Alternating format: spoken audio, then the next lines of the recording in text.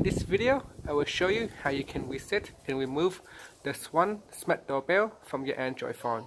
And this will erase all the activities and any data that is saved on the Smart Doorbell.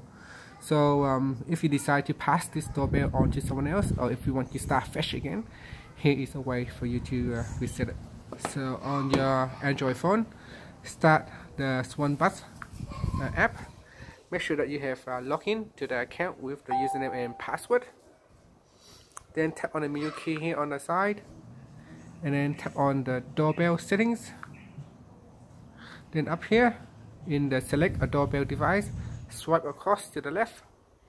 Then tap on the delete button, which is the bin icon right here.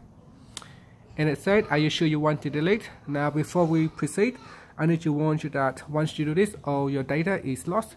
So if you have any footage that you have captured previously, make sure that you have backup first to your computer or to your phone. One way or another, just make sure that you back them up first before you go ahead. So once you are sure that you want to go ahead, tap on the yes button. And that's it. You say successfully remove the device, and now all the data on the device here is also removed as well.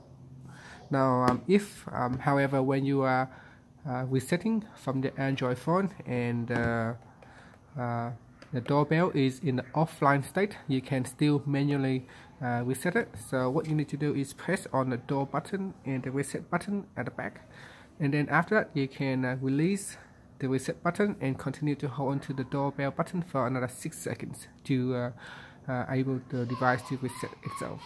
So like this, press on the both button at the same time, and then let go of the reset button and continue to hold on to the door button for 6 seconds. After that you can let go of the button, and then the doorbell is reset back to the factory default. And that's it. Thank you for watching this video. Please subscribe to my channel for more videos.